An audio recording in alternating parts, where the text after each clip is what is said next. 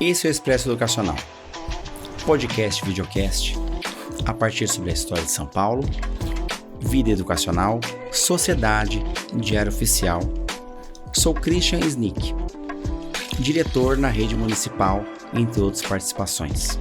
A partir daqui é uma visão não somente de um profissional de educação, mas também de um membro da sociedade paulistana e brasileira. Venham conosco. Olá! Em mais um programa, vamos debater uma questão educacional super importante. Você que está na escola, você que está em casa, você que está no dia a dia. A criança quando vai para a escola, o adolescente, o bebê, enfim. Fora a atividade com as professoras, ele se alimenta? Esse é o tema de hoje. Alimentação escolar. Sou Christian Snick. Vamos aqui no Expresso Educacional de hoje tratar sobre alimentação escolar. Vamos então falar 3 pontos. Primeiro, que alimentação escolar é essa que falamos de hoje? Segundo, qual o valor dessa alimentação escolar? E o que a alimentação escolar representa para a escola de hoje em dia? Dentro disso, vamos então esclarecer alguns pontos. Enquanto membro da educação, fui muito estudioso, fui atrás de alguns temas, para a gente poder entender o que é essa ideia de alimentação escolar. E o quanto isso tem a ver com a alimentação do povo brasileiro. Enquanto conselheiro de alimentação escolar, compreendi que nós temos um plano. E esse plano não só está muito bacana a alimentação do brasileiro, mas, sobretudo, as necessidades nutricionais das crianças. Feitas essas 2 falas, vamos então considerar, Nós estamos em 2023. Quando a gente pega 1935, quando a cidade de São Paulo começou com os primeiros parques infantis, a alimentação naquela época, e o que está nos anais da educação, diz 1 copo de leite para cada criança. Que era isso. A criança ia para um parque infantil, ficava ali algumas horas, crianças essas de 6 a 12 anos de idade, E aí com isso ela ficava ali o dia, fazia algumas atividades físicas, algumas atividades recreativas, E ela tinha 1 copo de leite. Hoje muito foi alterado. Nos anos 60 para os anos 70, no Brasil como um todo, a alimentação, dita alimentação escolar, chamada merenda, o nome ainda é muito clássico, A merenda, ela começou a ter uma influência americana. Sim, porque o que sobrava de alimentos nos Estados Unidos vinha para o Brasil. Tinha até um alimento, que era muito interessante pelo nome, e quando fui pesquisar, ainda existe, na Tailândia, em alguns países, que era a soja com milho. Sim, o leite de soja com milho. Imagina que delícia deve ser aquilo, Eu ainda estou querendo encomendar para provar, para ver se realmente deve ser uma delícia. Só que não. Então, vinham alimentos como esse, vinham vários alimentos enlatados que não tinham nada a ver com a alimentação brasileira. Vinha gratuitamente ao Brasil, que tinha que custear o quê? A distribuição até a escola. De lá para cá, muito se mudou. Então, quando a gente fala de merenda, era quando a gente era criança, pelo menos quando eu era criança. Hoje eu tenho um pouquinho mais de 40. Quando eu era aluno da escola, às vezes você tinha uma salsicha, outro dia você tinha um franguinho, junto com um arroz doce, entre outros alimentos. Hoje, basicamente, no Plano Nacional de Alimentação Escolar, você tem refeições completas.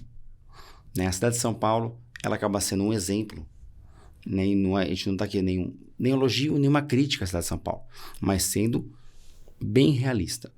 Nós temos hoje uma alimentação completa, onde segunda-feira é chamada segunda-feira sem carne, na prefeitura, e os demais dias com outros alimentos.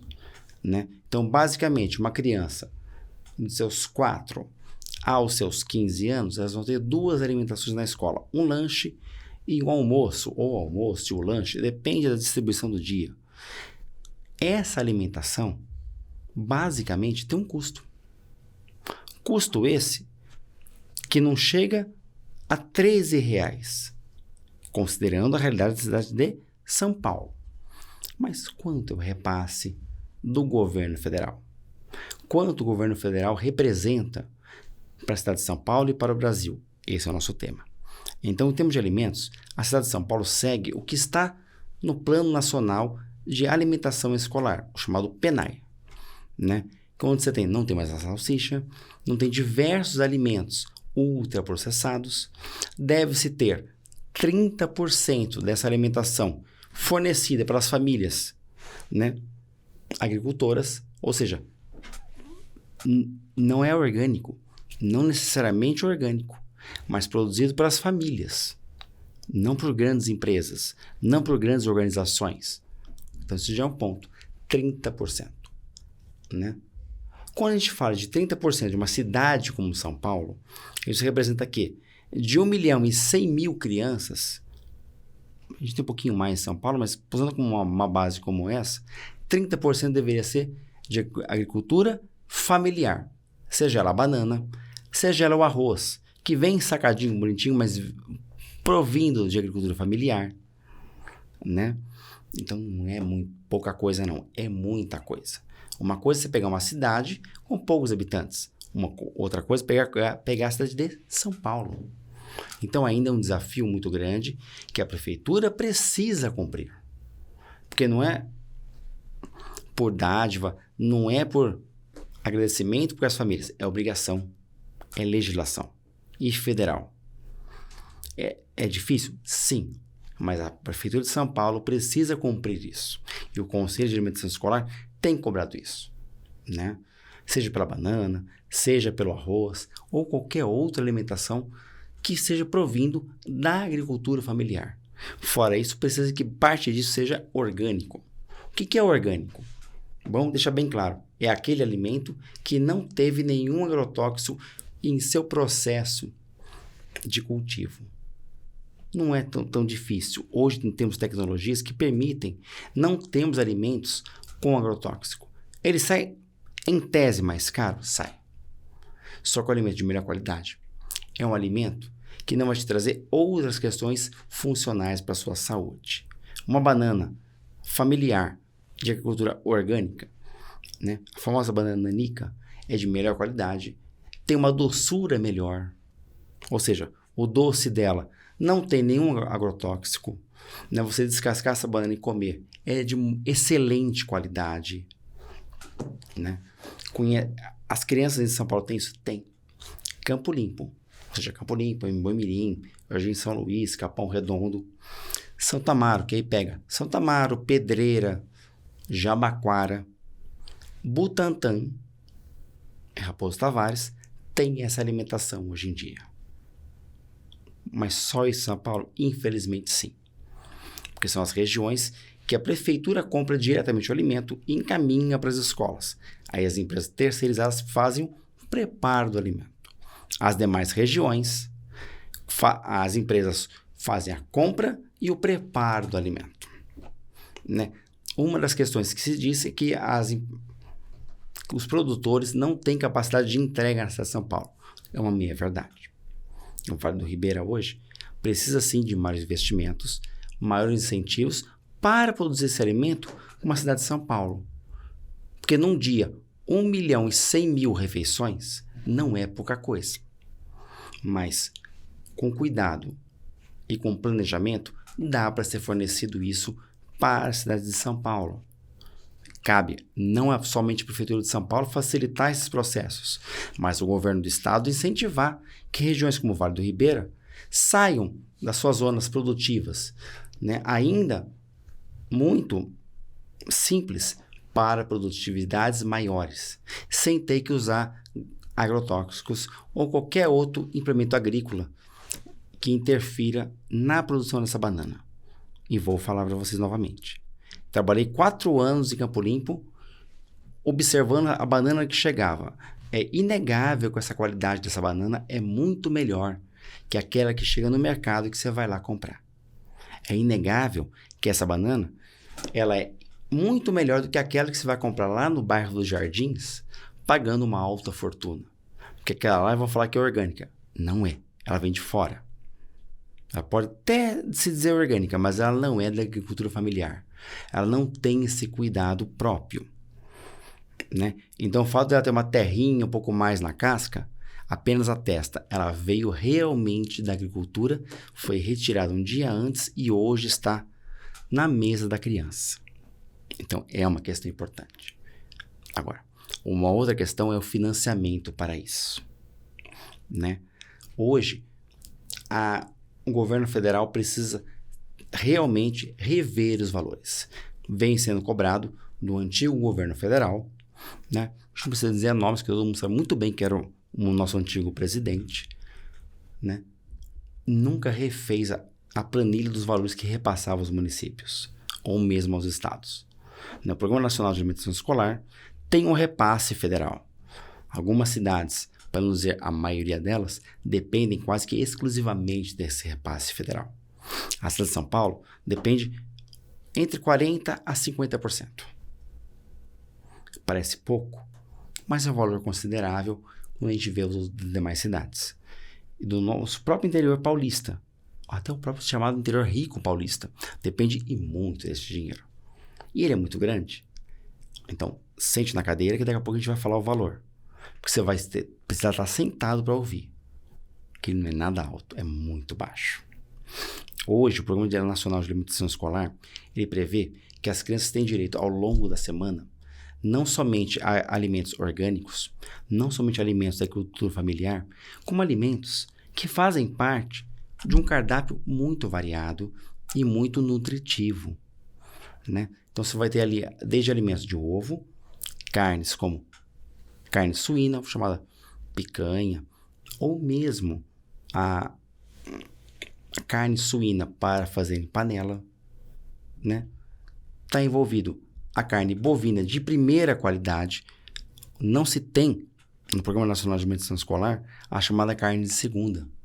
Então, se tiver na escola da sua criança, na escola onde você trabalha, uma carne cheia de nervos, fale com a direção da escola. Está errado. Essa carne não era para ter sido fornecida para a criança. Acontece? Pode acontecer. Quando eu percebi na escola isso, fiz exatamente a crítica à empresa. Falei, não é essa carne que vocês têm que fornecer. A empresa fez a troca. A empresa estava sendo errônea? A empresa estava fazendo de uso indevido? Não. O fornecedor dela, porque ela era uma terceirizada, ela quarteirizou. É uma quarteirização. Essa quarteirização trouxe uma carne de qualidade inferior ao que deveria ter sido fornecida. 24 horas depois, a carne que chegou era de excelente qualidade. Uma carne moída, excelente qualidade. Porque as crianças merecem realmente essa grande qualidade. Pagam por isso, né? Um outro ponto que tem é um aumento maior de frutas nas escolas. Hoje, na rede municipal, não é só banana e a famosa maçã. Você vai ter manga, você vai ter mexerica, você vai ter salada de frutas até com kiwi. Vai depender muito da chamada sazonalidade. Porque tem alimentos que duram o ano inteiro. Tem alimentos que só num período. Então, quando alguém fala, mas tem uva na alimentação? Tem. Na salada de frutas? Tem. Tem queijo? Tem. Desde o queijo mussarela fatiado para ir com pão, até o queijo Minas padrão. Isso não é luxo. Isso é necessidade nutricional que a criança tem. Porque isso está presente na nossa alimentação. Qualquer pessoa que vá a um restaurante, a uma padaria, você vai encontrar esses alimentos. Porque a criança não tem esse direito. Porque a criança mais periférica não vai ter acesso a esse alimento. Ela precisa sim ter. Ah, mas não tem mais salsicha? Não, não tem. Não tem mais a gelatina? Não, não tem. São alimentos altamente processados. São alimentos por mais gostosos que sejam.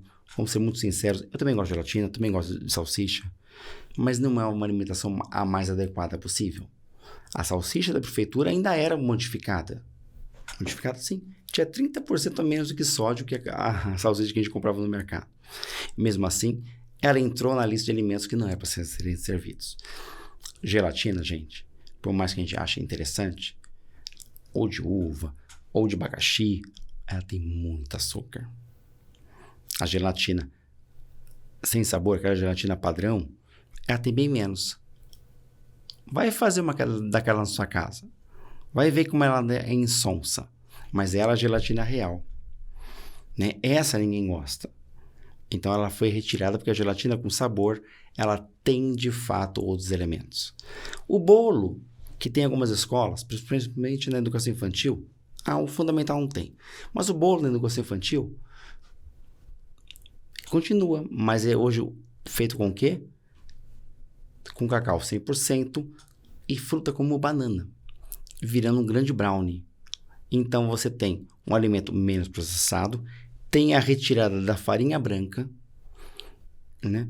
A farinha de trigo, por mais que a gente goste do pãozinho francês, de outro pãozinho, ela precisa ser diminuída na alimentação do brasileiro como um todo. É uma recomendação, não é luxo, não é frescura, é uma questão nutricional importante, porque ela passa por processamentos enormes. Você sabia que, por exemplo, a farinha, em alguns locais, tem um ratinho passeando? Não vou dar nomes, mas já tivemos uma grande marca importante, há uns 10 anos atrás, que teve que ser interditada por um tempo, porque o ratinho passeava pelo silo. Tá curioso? Não vou dizer a marca, mas fica lá no Nordeste essa empresa. Uma das grandes marcas do Brasil. O nome, por acaso, lembra uma personagem de Monteiro Lobato. Eu já falei demais. Então, saibam, alguns alimentos passam por muitos processamentos, né? Então, a gente falou de fruta. Arroz. Arroz é um alimento básico do brasileiro. Feijão é um alimento básico do brasileiro. Agora, fornecer que tipo de arroz? Que tipo de feijão? Não podemos só pensar aqui em São Paulo, chamado feijão carioquinha. Em alguns lugares do Brasil, é o feijão fradinho, é o feijão preto.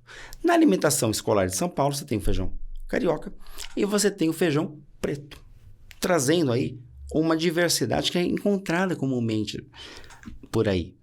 O arroz é uma questão de padrão, de trabalho pedagógico. Você vai ter o arroz agulhinha, e você vai ter o arroz parbolizado e o arroz integral.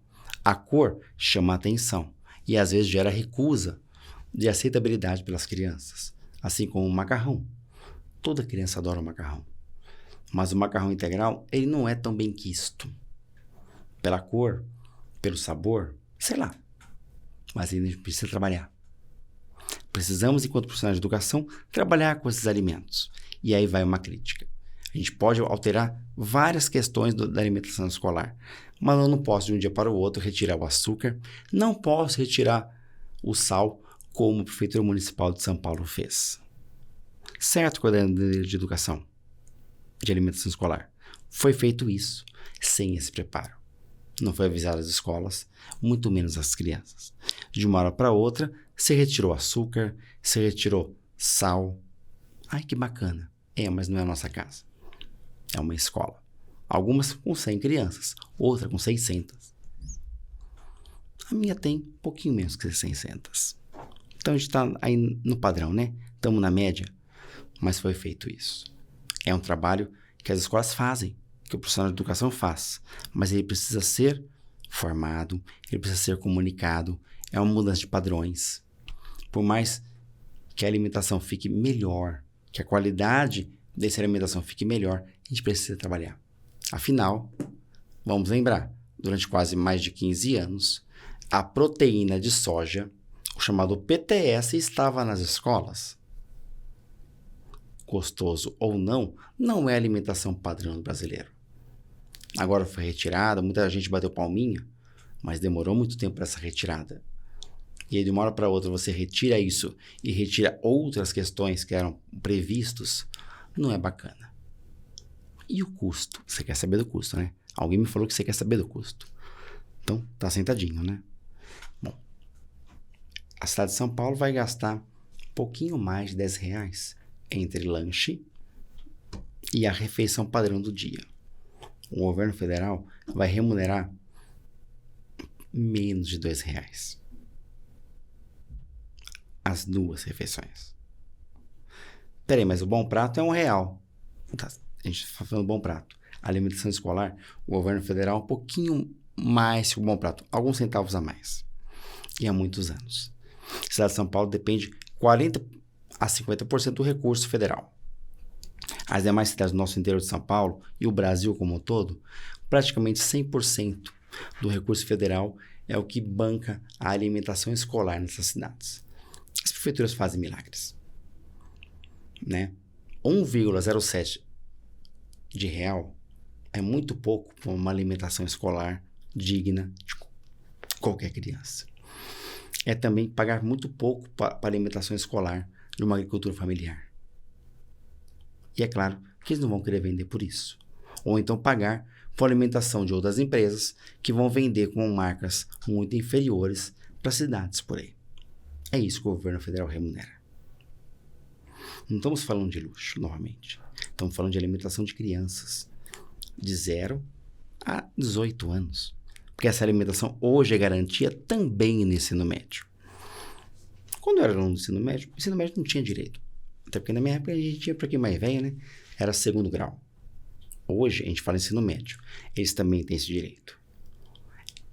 Esses adolescentes têm outras necessidades nutricionais. Pra vocês terem uma ideia, hoje na Prefeitura de São Paulo, como a criança na creche ela fica integral, tem um pouquinho mais que um 0,7, tá? Mas não muito mais. Mas essa criança, ela tem suprido as suas necessidades nutricionais em 90%. Na EMEI, que é chamada pré-escola no Brasil, e o ensino fundamental não integral, você supre em torno de 40% das necessidades nutricionais com alimentação escolar. Pode parecer pouco, mas é muito expressivo, né? Mais de 1/3 dos alimentos que a criança e o adolescente precisam é suprido pela escola, né? Isso ajuda e muito a questão do impacto social no Brasil. E ajuda e muito no impacto desse alimento no dia a dia de muitas famílias, né? Estamos aqui na Casa Verde, no estúdio EP76. A nossa região aqui também tem umas franjas de necessidades inclusivas. Mas se a gente subir um pouquinho mais para a região além da Cachoeirinha Centro, aí, Perialto, Futuro Melhor, aqueles bairros que nós temos ali, né, as necessidades são ainda maiores. Se avançarmos mais, teremos a Brasilândia. Quer saber um pouquinho mais? Vamos para a Zona Sul, para além de Boimirim. Quer um pouquinho mais? Vamos para o nosso Vale do Ribeira, o mesmo que produz a banana orgânica. Mas as necessidades são grandes demais. Você não vai falar do Nordeste? Não precisamos. Não precisamos ir tão longe, né? O Nordeste tem locais que têm uma certa boa relação e outras que não têm tantos alimentos ali na região, né? Vamos pegar sempre as nossas regiões. Os grandes centros parecem muito bem organizados, mas sempre nós temos as franjas de muita pobreza. Seja São Paulo, Rio de Janeiro, Brasília, Salvador, Porto Alegre, Curitiba ou qualquer outra grande cidade. Todas essas terão franjas de gente com necessidades e vulnerabilidades muito grandes, mesmo nas regiões mais centralizadas. O que nós chamamos muitas vezes de população em situação de rua. Elas não estão necessariamente nas áreas mais periféricas, apesar que em São Paulo nós temos hoje essa população também presente. Mas no Brasil como um todo, vamos encontrar população em situação de rua nas regiões centralizadas. Se tem homens e mulheres adultas, vejam com calma, terão as crianças também. Essas crianças estão no sistema educacional muitas vezes, que faz o quê? O abrigo do dia a dia delas e a alimentação delas. Então nós precisamos cobrar que o governo federal reajuste via o Fundo Nacional de Desenvolvimento da Educação desses repasses, né? Não é mais admissível que a gente tenha hoje, em 2023, R$ 1,07 por dia para uma criança ser alimentada numa escola. Educação não é para alimentar, mas educação também é para alimentar. Quando se fala de permanência na escola, é isso. A Constituição Federal e a legislação da educação federal, chamada LDB, ela fala do acesso e permanência. O acesso é a vaga. Hoje, basicamente, a pré-escola está universalizada no Brasil. O ensino fundamental e médio, ainda mais. Na cidade de São Paulo, até mesmo a creche está universalizada com exceção de algumas regiões que às vezes demoram de 1 a 2 meses, mas está universalizada. Isso é o acesso. A permanência são vários pontos. A alimentação escolar é um deles. E a alimentação escolar não é luxo, é direito social da criança. Direito social significa ela tem o direito de ter essa alimentação, independentemente das condições que ela tenha em casa.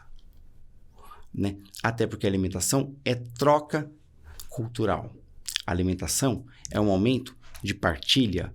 A alimentação é um momento de conversa, de momentos sociais. Seja essa na escola, seja essa no seu happy hour, seja essa você no seu dia a dia em família. É um dos momentos que a gente sai das redes sociais, a gente sai desse bichinho e a gente vai para outras trocas. Na escola, ainda mais, né? Profissionais de educação acompanham o processo de alimentação. Se não acompanham, as escolas estão criando projetos como esse e são necessários. Porque ali não é somente ver se a criança gosta ou não do chamado franguinho, mas se a criança está se alimentando, se aquele alimento realmente tem sentido, se ele é preparado pelas normas, se ele é preparado para que você tenha a chamada aderência, ou seja, não é só preparar, é também que ele seja consumido. Né? Acho que a maior grande perda e um grande desafio de todas as escolas é o chamado verdinho, a verdura e outros alimentos, né? Que é servido e às vezes, muitas vezes as crianças desprezam. E esse desprezo, vamos ser sinceros, não é só pôr no ladinho do prato, mas é aquela busca louca pelo lixo. Busca para se descartar aquela verdura, se descartar aquele alimento. Então a gente precisa, enquanto profissional de educação, trabalhar isso. Enquanto família, trabalhar isso em casa. Porque a verdura hoje pode não ser tão barata ou tão acessível, mas ela é necessária. E ela traz outros alimentos necessários, os nutrientes necessários para o nosso corpo. A criança pode até não gostar, mas ela precisa ser ofertado para ela conhecer, perceber o gosto. Esses alimentos eles podem ter várias formas de preparo. Nós estamos aqui em sociedade, sou diretor de escola, não sou nutricionista, não sou o chefe gastronômico, mas a gente sabe que às vezes o alimento, dependendo da forma de preparo, ele pode ter maior ou não aderência, ou seja, maior ou não percepção e interesse em ser consumido. Aquele alimento muito bem preparado, aquele prato muito bem feito, quem não gosta? Né? A alimentação não é somente servir um prato e está tudo certo. Então ele tem que ter preparo, ele precisa ter um sabor interessante, ele precisa ter o aroma também atrativo, né? São vários elementos. A alta gastronomia fala muito disso, mas no nosso dia a dia a gente também precisa disso. A gente não precisa ir num grande restaurante famoso, não vou falar o nome que começa lá com F, né? Pagar mais de R$400 para ter um bom alimento. Se você for em qualquer restaurante Bom Prato aqui em São Paulo, que é um restaurante popular, mantido pelo governo do estado com subsídio, você tem um alimento ali simples, mas de bom poder nutritivo, né? E de alto padrão de aceitação. A escola precisa também ser um espaço para isso. Né? Então já falamos um pouquinho aqui do valor que precisa ser reajustado, falamos um pouquinho do que é o programa de alimentação escolar, mas agora vamos entrar como é que esse programa surgiu? Por que a escola passou a ser um espaço de fornecimento de alimentação? Isso é papel da escola? Não é assistência social? São perguntas que normalmente a gente escuta de famílias, de profissionais de educação. Né? A partir dos anos 50 e 60, a gente começa a ter uma ampliação de vagas da rede pública. Ela só vai começar de fato a ser maior a partir dos anos 70 e ela só vai se efetivar, ou seja, as crianças só vão ter a vaga garantida no ensino fundamental em 1997, que é a chamada universalização da educação. Então demorou um pouquinho, né? Nessa universalização, você percebe que algumas pessoas, particularmente algumas famílias, tinham algumas necessidades particulares, seja de transporte, seja de material, seja de alimentação. A alimentação escolar é um dos meios para você garantir a permanência da criança na escola. Né? Não é que a criança vai faminta para a escola, mas ela também pode ir. Mas ela vai ficar um tempo maior na escola. Então ela tem uma necessidade alimentar própria para isso. Não é que a família precisa prover isso, mas faz parte do Estado brasileiro. Prover que a educação tenha todos os recursos necessários para que a criança entre na escola e saia satisfeita, seja com o professor, seja com material de qualidade, seja com necessidades educativas especiais, seja com alimentação. Né? Então, a alimentação não é nenhuma questão excepcional. Ela faz parte do processo. E a alimentação na escola a gente tem que entender como elemento didático. Assim como você tem fornecimento de material, uniforme, sei lá. A alimentação é uma parte de todo um processo. Né? Ela faz parte da formação do brasileiro. Faz parte da construção de hábitos educacionais. Né? Então, o momento para você parar e se alimentar é necessário. Você que está o dia inteiro trabalhando na rua, você tem esse tempo? Você se dá esse tempo? A sua entrega para esses momentos existe? Muitos aqui já vão me falar que não. A gente precisa ter essa entrega enquanto trabalhador. Precisa ter esse momento particular, laboral, para a gente relaxar e se alimentar com dignidade e com coerência. Não precisa ser um restaurante, pode ser aquela marmita que a gente traz de casa. Também te levo. Problema nenhum. Mas a gente precisa ter esse momento. A criança também necessita. Ela não vai levar a marmita de casa, porque a escola precisa fornecer esse momento. Né? Até para que ela tenha um alimento igual ao do colega e isso seja um momento pedagógico. Todos os processos na escola são trocas pedagógicas. Seja ela atividade em sala de aula, seja no refeitório da escola. E fique sabendo, isso é uma garantia que a criança precisa ter. E está na Constituição de 1988. Antigo, né? Mas até hoje muitos acham que não. Que isso não é direito. Mas é direito social. Né? De permanência da criança na escola. De evitar diferenciações.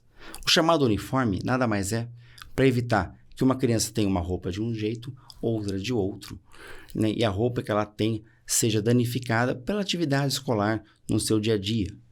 Afinal, criança na escola, ela é para ir para areia, ela é para ir para o barro, é para ir para a grama, ou outras atividades que tenham. Né? Tem aí um produto de limpeza famoso, começa com O, termina com O, que fala que para tudo tem ele para fazer a limpeza. Em parte é verdade. Não precisa ser com ele.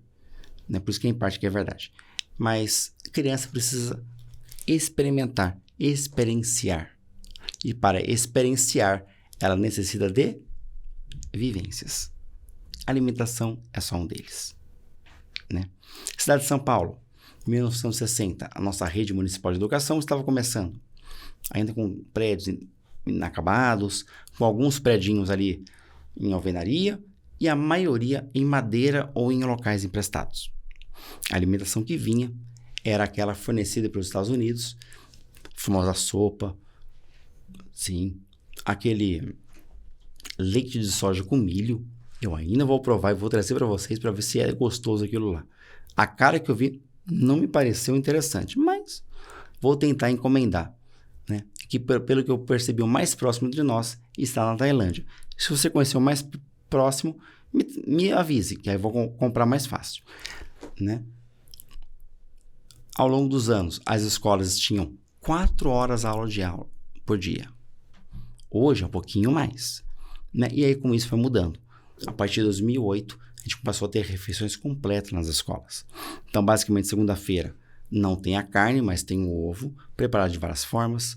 E nos demais dias a gente vai ter a carne suína, a carne bovina e o frango com principais proteínas.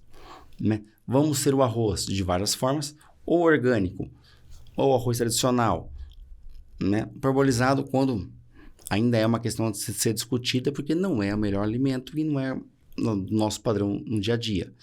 Né? O feijão, aqui em São Paulo, o feijão carioquinha ou o feijão preto. Em outros estados, nós vamos ter o feijão fradinho, o feijão preto, que é muito tradicional, por exemplo, no Rio de Janeiro, em outros estados. Não é só no dia da feijoada, são feijões tradicionais, né? Entre outros. A oferta maior de frutas ou de sucos feitos de polpa de fruta, né? Alimentos também, como pães, são muito processados, mas você tem aí as variações para isso, né? Os brownies feitos de frutas e outras farinhas que não a de trigo. Então, você vai encontrar no Cardápio Nacional de Alimentação Escolar farinhas feitas de aveia, farinhas feitas aí de linhaça. Esses são previstas na Alimentação Escolar Nacional. Para quê? Para sairmos do ultraprocessamento da farinha branca. Ela é muito interessante, é muito tradicional, mas ela tem diversos itens que não é bacana. Você se faz uma academia, você se faz uma outra questão, já deve ter falado nisso, né? Por que a criança não pode ter esse direito? É essa a questão, né? E, entre outros itens, por exemplo, ter acesso a queijos. O chamado queijo Minas padrão, nós temos em São Paulo hoje, nas escolas. E é bonito, viu? A marca que chega na escola é bacaninha. Mas é um direito que a criança tem, dela poder experienciar, dela poder experimentar. Então, venha participar com a gente disso. Você, família, pode participar disso? Pode. O cardápio está disponível semanalmente no site da Secretaria Municipal de Educação. Aqui em São Paulo a gente chama no site Prato Aberto. Mas na escola está fixado, geralmente no refeitório, esse cardápio. Ele pode sofrer diferenças? Pode. Porque naquele dia era para ter a banana, mas se a melancia tem melhor qualidade, está mais madura, é ela que vai primeiro e não a banana. Até porque você deve ofertar um alimento que está mais ali para evitar a perda. Então você pode ter essas pequenas alterações. Ou é um dia de atividade festiva na escola.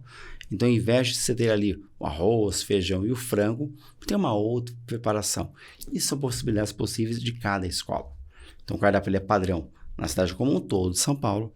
A rede estadual não fica além disso, não fica nem aquém. Tem melhorado bastante, diminuiu muito o enlatado. Enlatado porque a comida que chegava na rede estadual era meio complicadinha. Chegava o feijão enlatado, chegava o arroz para você logo preparar de um jeito meio diferente, né? A carne enlatada, né? Para quê? Para diminuir o tempo de preparo, mas o sabor não é a mesma coisa, nem muito menos a qualidade.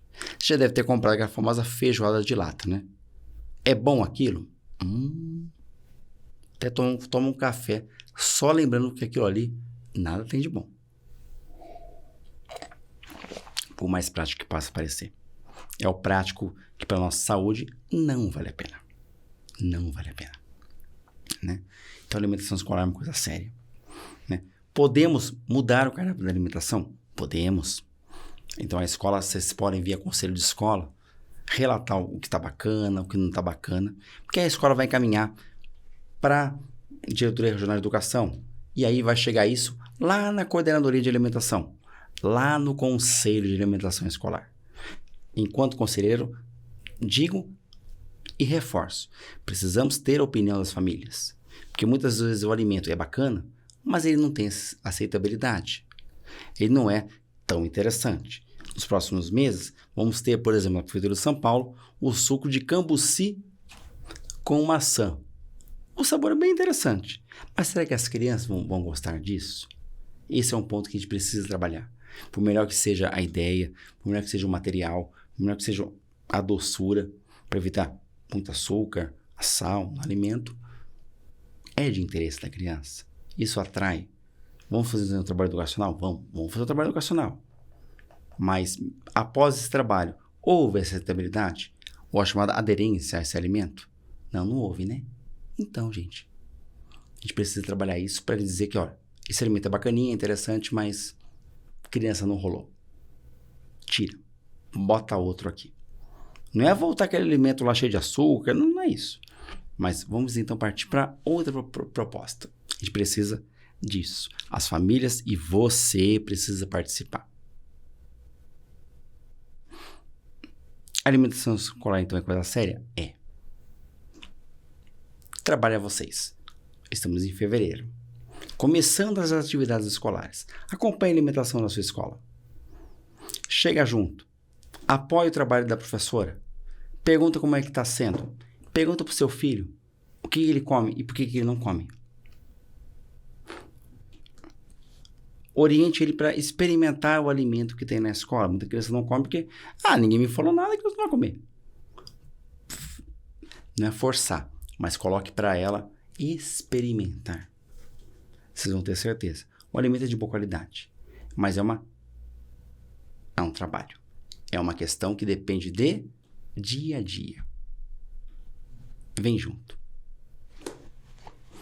Próximo programa, vamos falar de outras coisas da educação.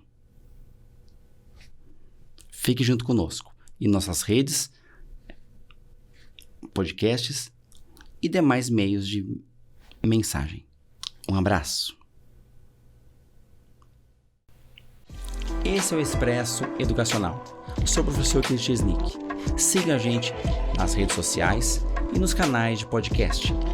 Sempre sobre um tema de educação, vida em sociedade, história e dia a dia, a partir de um apaixonado da cidade de São Paulo e a nossa cidade paulistana e brasileira. Venha junto conosco. Abraço.